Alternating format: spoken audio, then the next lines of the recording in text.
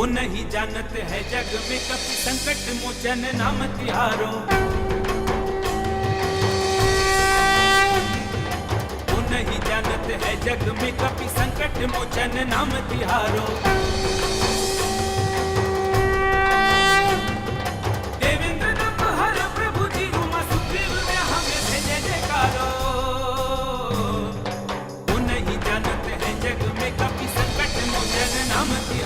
संकट मोचन नाम तिहारो।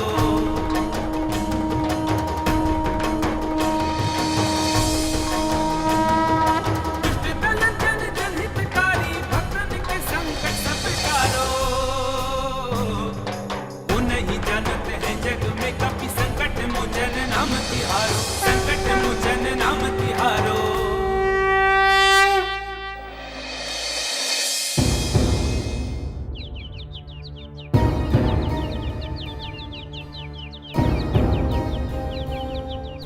अरे नहीं,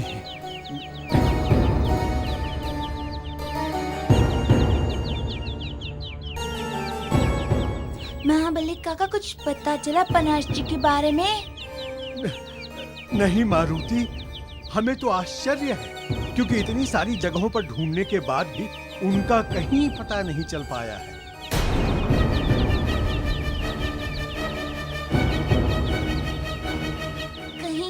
पनाश जी की विक्षिप्तता का लाभ उठाकर इंद्र ने कोई कपट तो नहीं किया?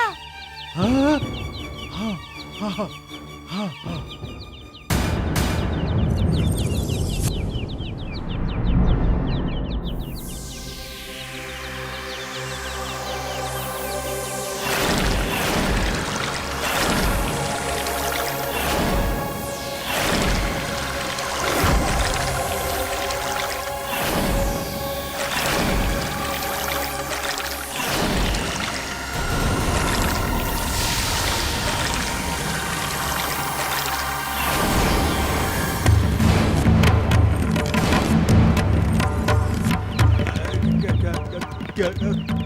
क्या हुआ मारुति? काका जल्दी चलिए, पनाश जी का जीवन संकट में है।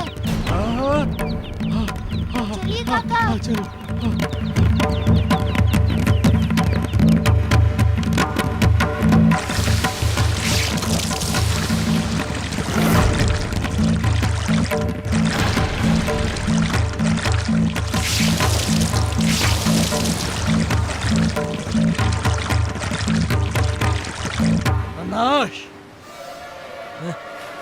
गंधर्व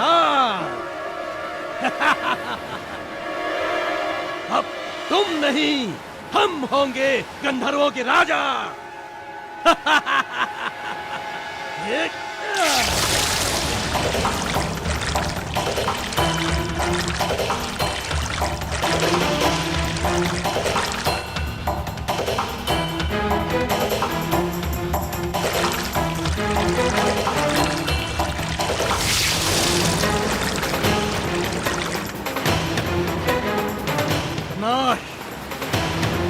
तुम अपनी पुत्री को रोक सकते थे, उसका विवाह मुझसे बलपूर्वक करा सकते थे, किंतु तुमने ऐसा नहीं किया।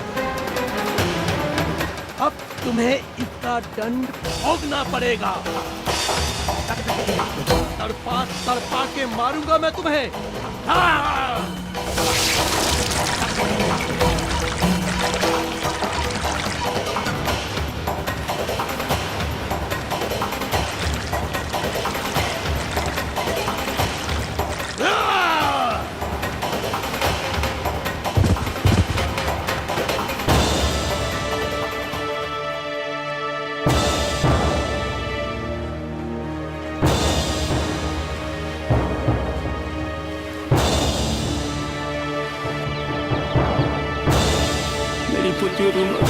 जब तक तुम मरोगे नहीं ना पनाश, तब तक मैं राजा नहीं बन पाऊंगा।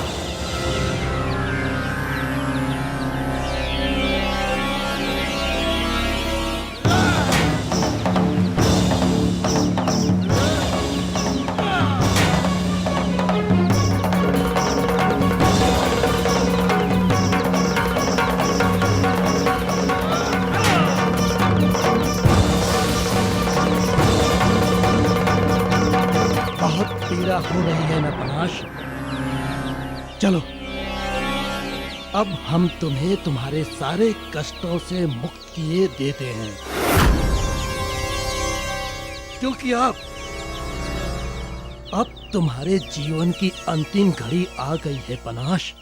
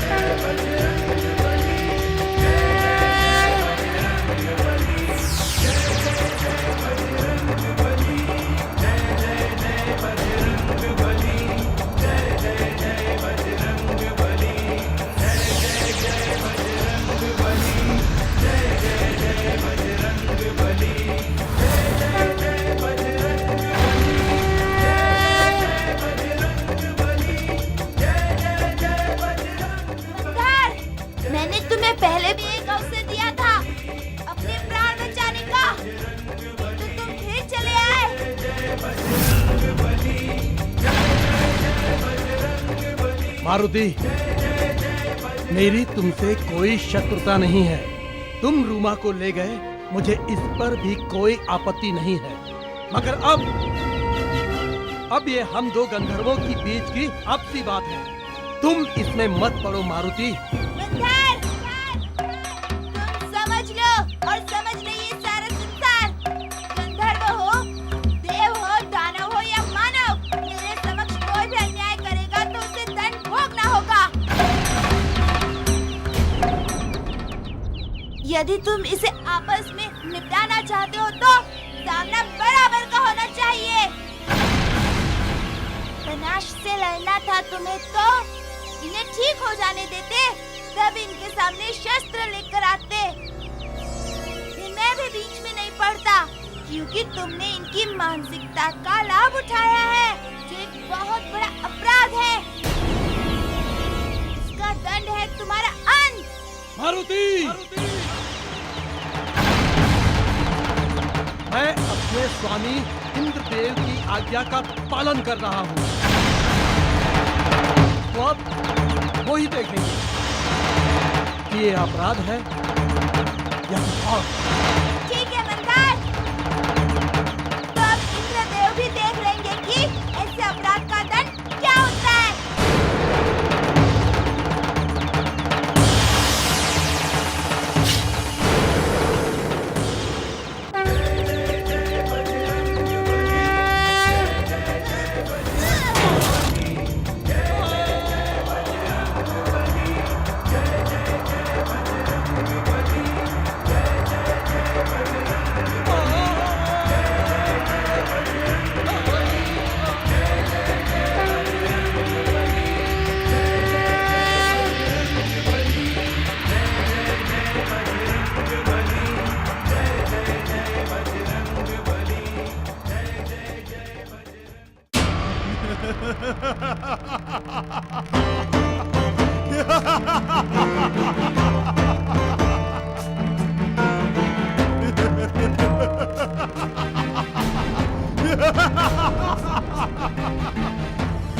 अब ना तो पनाश ही रहेगा और ना ही मेरे पुत्र बाली के जीवन पर कोई संकट आएगा।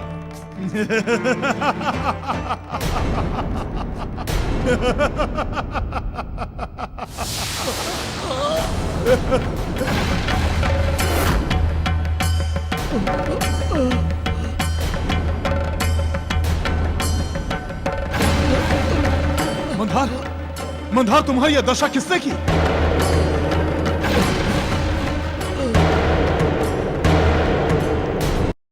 मंधार, तुम्हारी यह दशा किसने की? मंधार, तुम्हें यह क्या हुआ है? मंधार!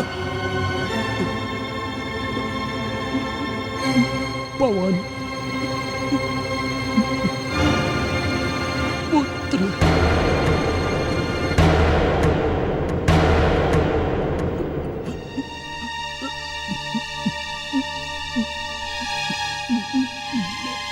मारुति।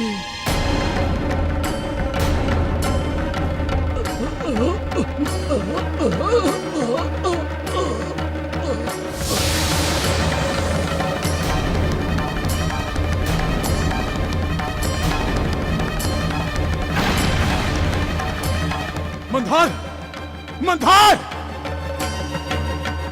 पवन पुत्र मारुति!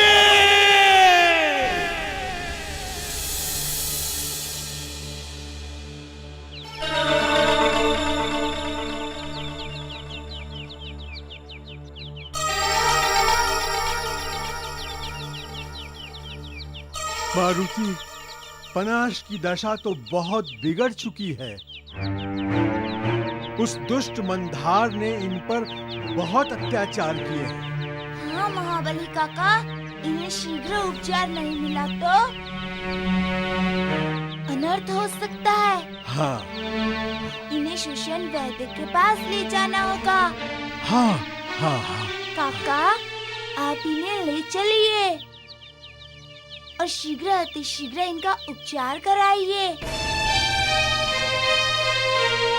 मैं बाद में आपसे मिलता हूँ। मारुति, तुम हमारे साथ नहीं चलोगे क्या? कहाँ जा रहे हो तुम? काका, इनका श्राप भी दूर करने का मार्ग निकालना होगा ना, अन्यथा प्रभु श्री राम के कार्य कैसे पूर्ण होंगे? हाँ हाँ हाँ हाँ, हाँ।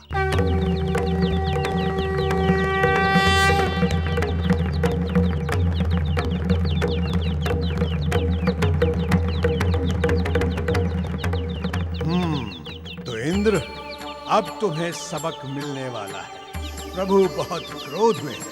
अब तुम सीधे से ना माने तो तुम्हें प्रभु के कोप का भागी बनना पड़ेगा। सारा संसार देखेगा कि कुकृत्य का दंड सबको भोगना पड़ता है, भले ही वो देवों के राजा ही क्यों न हो।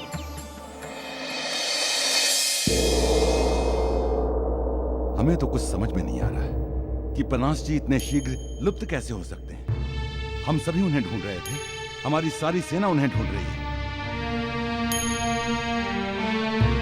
किंतु उनका कहीं कुछ पता नहीं। पुत्र, तुमने चारों ओर ध्यान से पुत्र केसरी,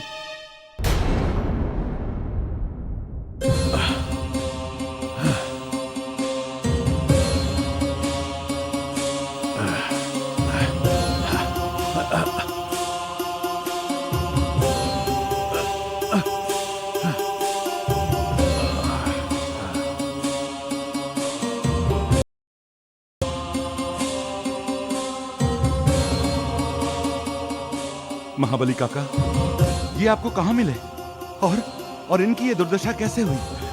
केसरी, वो सब मैं बाद में बताता हूँ। अभी इनके उपचार की व्यवस्था कीजिए। इनकी दशा बहुत ही बिगड़ चुकी है।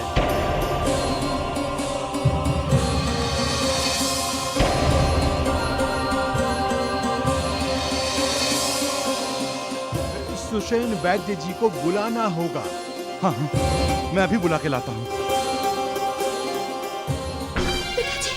पिताजी, पिताजी, क्या हो गया पिताजी को? पिताजी की ये दशा किसने बना दी? पिताजी, पिताजी। धीरज रखो रोमा।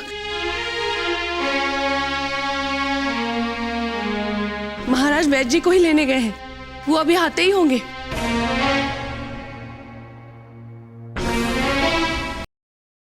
हाँ रूमा, शांत हो जाओ।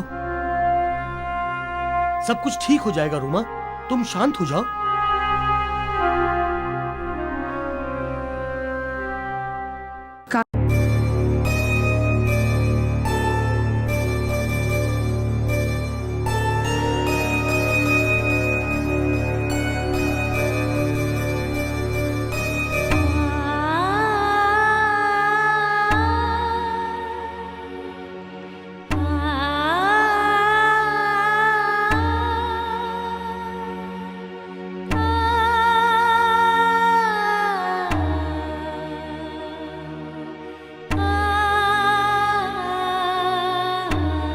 क्या हुआ है पिताजी को वैद्य जी? पिताजी ठीक तो हो जाएंगे ना? हाँ, इनको शारीरिक आघात लगे हैं। किसी ने इनको मारने का प्रयास किया है।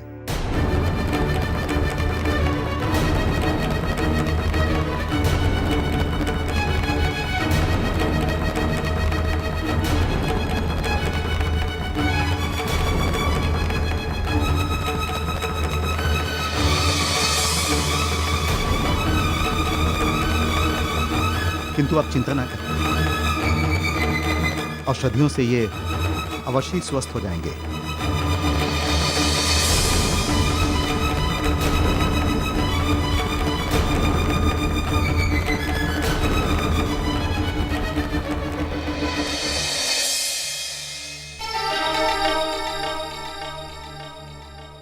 काका, मारुति कहाँ है?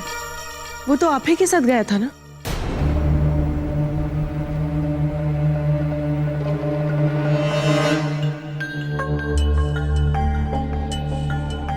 क्या सोच रहे हैं काका?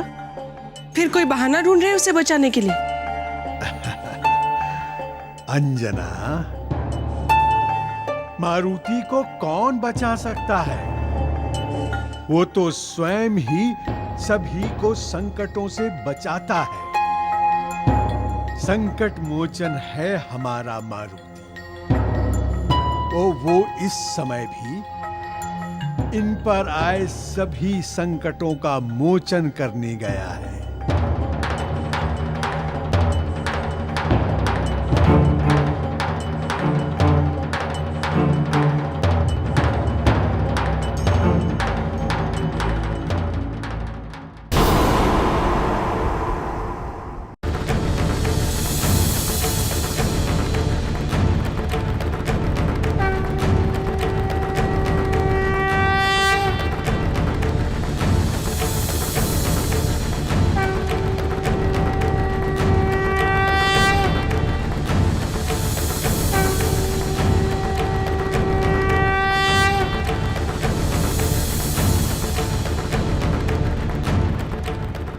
जय बजरंग बली, जय बजरंग बली, जय बजरंग बली, जय बजरंग बली, जय बजरंग बली, जय बजरंग बली, जय बजरंग बली, जय बजरंग बली, जय बजरंग बली, जय बजरंग बली, जय बजरंग बली, जय बजरंग बली, जय बजरंग बली, जय बजरंग बली, जय बजरंग बली, जय बजरंग।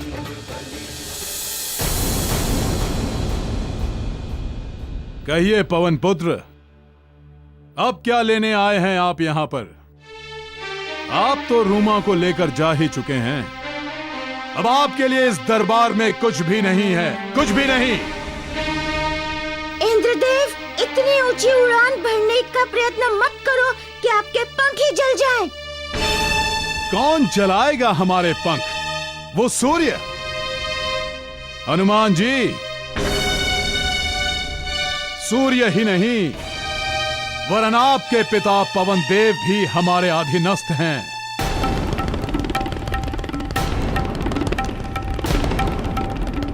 हम राजा हैं सबके, देवों के राजा हैं हम, देवराज इंद्र हैं हम।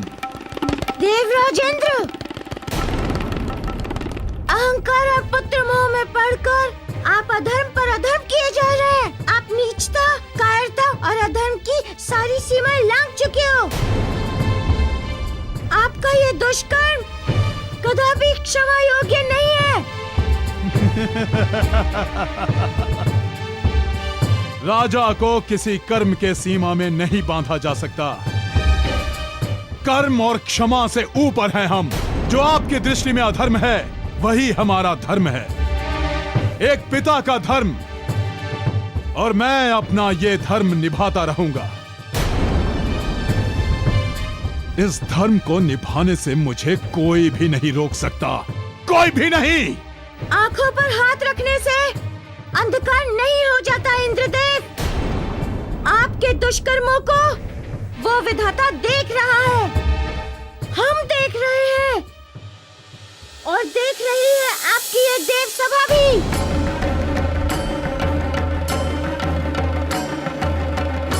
आपका पहला अपराध था पनाश से छल करके वचन लेना। दूसरा अपराध था एक स्त्री को उसकी इच्छा के विरुद्ध विवाह कराने के लिए विवश करना। तीसरा अपराध था पनाश को श्राप देकर उसे मृत्यु के द्वार तक पहुंचाना। चौथा अपराध था विक्षिप्त पनाश को कायरता पूर्वक मंदार के हाथों मरवाने का प्रयास। और आपका सबसे बड़ा अपराध है प्रभु श्री राम के कार्यों में बाधा उत्पन्न करना।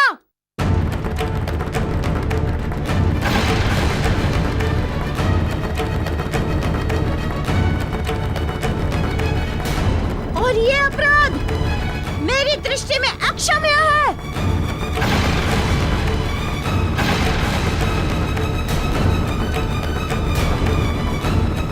अभी भी मैं आपको एक अवसर देता हूँ। पनाश को दिया हुआ श्राप वापस ले लीजिए। मैं अपना श्राप वापस लूं? असंभव!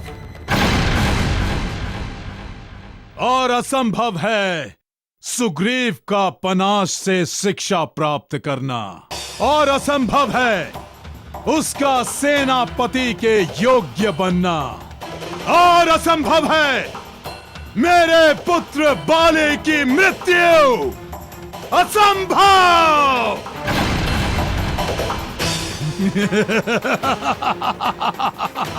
सुन लीजिए आप, और सुन ले आपकी ये देव सभा, और सुन ले ये सारा संसार। प्रभु श्री राम के कार्यों में जो भी बाधा डालेगा वो मेरा सबसे बड़ा शत्रु होगा। पवन पुत्र मारुति, आपको अधिकार नहीं है हमसे इस तरह वार्ता करने की। आपको ज्ञात नहीं है देवों के राजा हैं हम, देवराज। हम में आपका सामना करने की शक्ति है।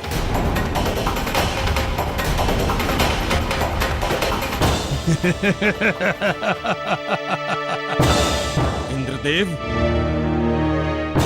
क्या बुद्धि भ्रष्ट हो गई है आपकी? आप बीच में मत आइए गुरुदेव। मारुति, अब हमारा और आपका आमना सामना युद्ध भूमि में ही होगा।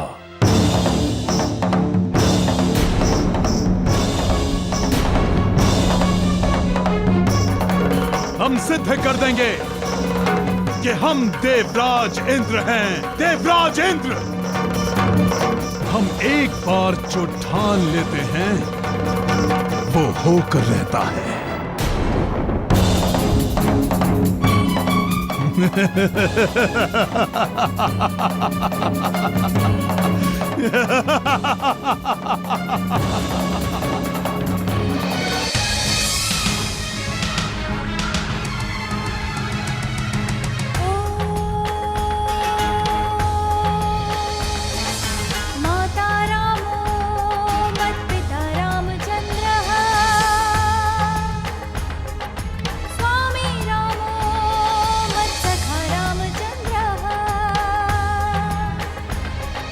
सर्वस्वं मे रामचन्द्रो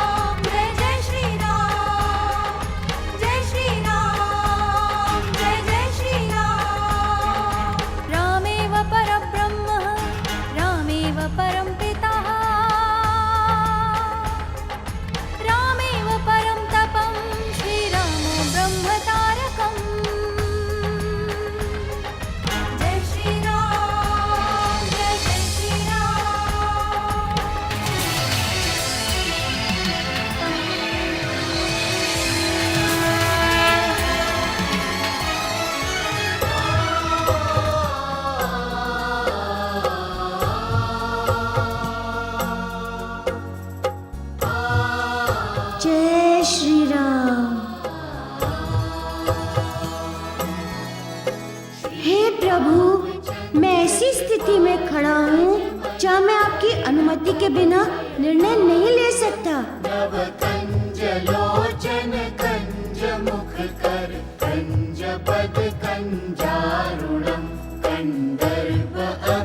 मेरा हर कार्य जो मैं कर रहा हूँ और भविष्य में जो भी करूँगा सब आपकी लीलाओं से जुड़ा है।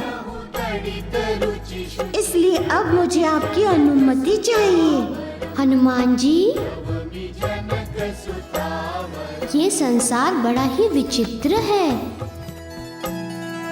जिन देवताओं के कारण आपने और हमने ये अवतार धारण किया है, उन्हीं देवताओं के राजा पुत्र मोह के माया में फंसकर अधर्म पर अधर्म किए जा रहे हैं। और आपका और हमारा प्रथम कर्तव्य तो है ही अधर्मी को दंड देकर सही मार्ग पर लाना। प्रभु, आपने मेरी दुविधा मिटा दी है। ये कार्य मैं आपकी अनुमति के बिना नहीं कर सकता था, इसीलिए आपको कष्ट देना पड़ा। कष्ट कैसा मारुति? अब न्याय की घड़ी आ गई है। इंद्र को सही मार्ग दिखाने के कार्य में हम भी आपका पूरी तरह साथ देंगे। हमारे उन अवतारों की शक्ति भी आपके साथ होगी जिन्होंने ऐसे अधर्मियों का नाश किया है।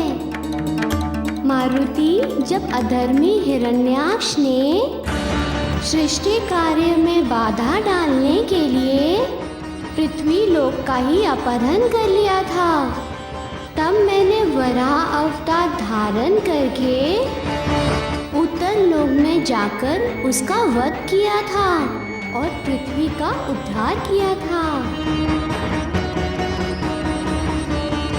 जब हैग्रीव ने वरदान प्राप्त करके जग में उत्पात मचाना प्रारंभ किया, तो मैंने उसे मारने के लिए हैग्रीव अवतार धारण किया था। हिरण्यकश्यप ने जब अपने भक्त पुत्र से मेरे बारे में पूछा था कि मैं यदि कण कण में हूँ तो यहाँ उसे बचाने आओ, तब मैं नरसिंह अवतार धारण करके स्तंभ फोड़कर उसमें से प्रकट हुआ था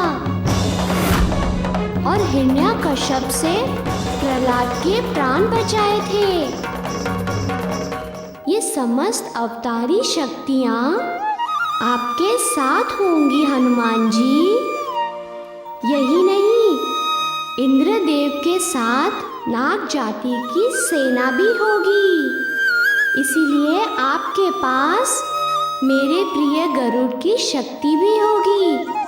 हनुमान जी, अब आप भी बिना किसी दुविधा या संकोच के इस युद्ध के लिए प्रस्तुत हो जाइए।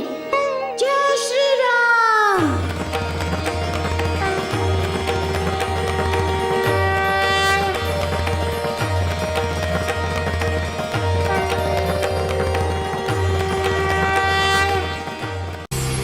आज मारुति ने हमें ललकारा है और उसने ये चुनौती मात्र हमें ही नहीं समस्त देव समाज को दी है। इसलिए यह युद्ध मात्र हमारा ही नहीं समस्त देवों का है।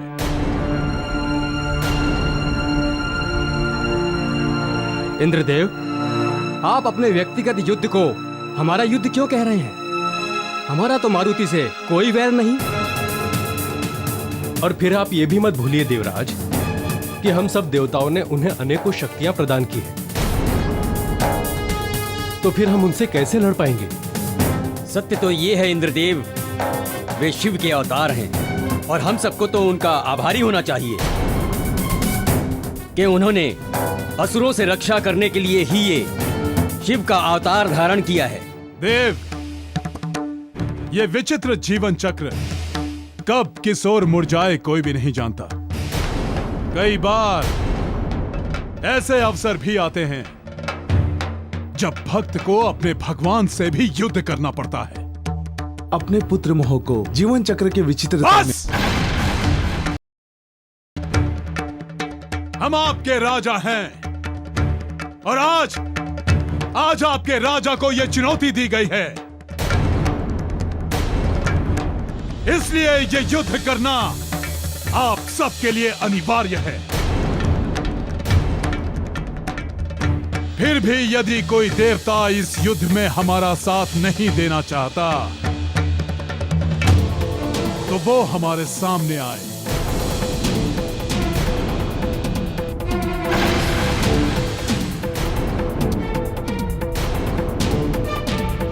इस सभा की शांति और आप सब लोगों की मौन स्वीकृति हमें ये बता रही है कि आप सब लोग इस युद्ध में हमारे साथ हैं।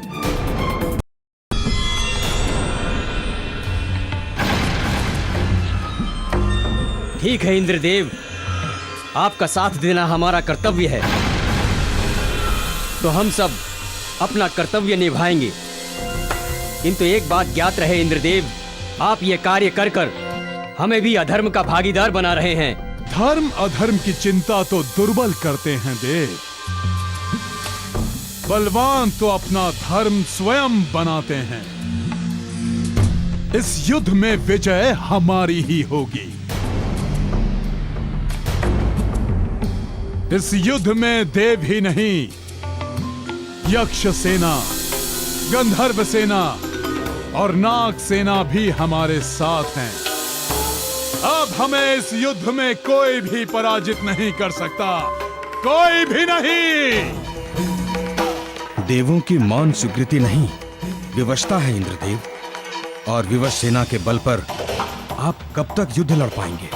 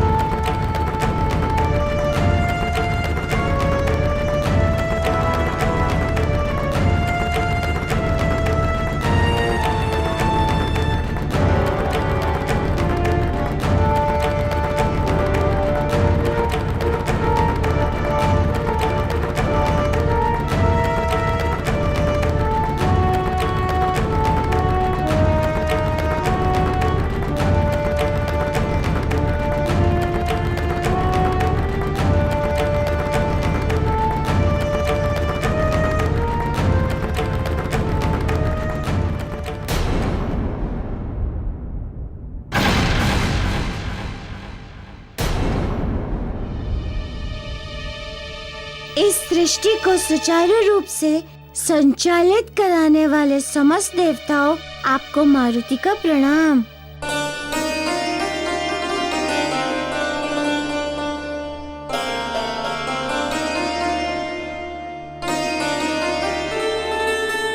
हे हनुमान जी, हम आपसे कुछ निवेदन करना चाहते हैं।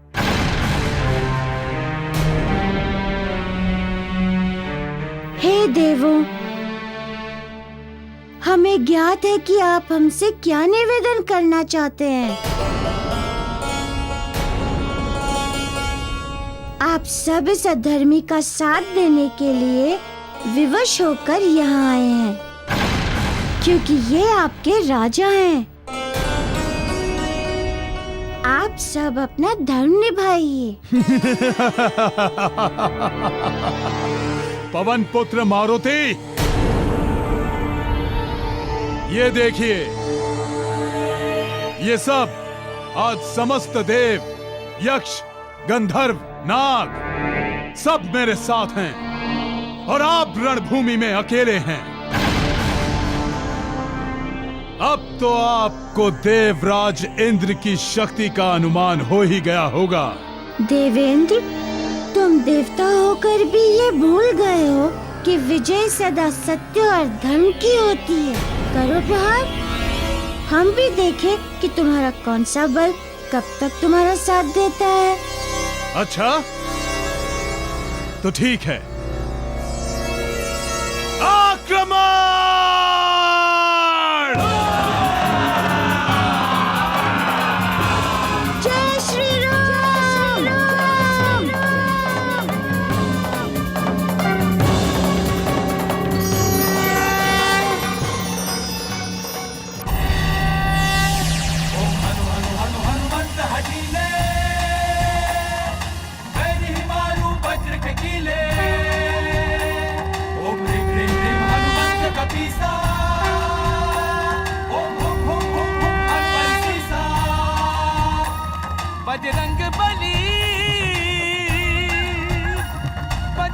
बली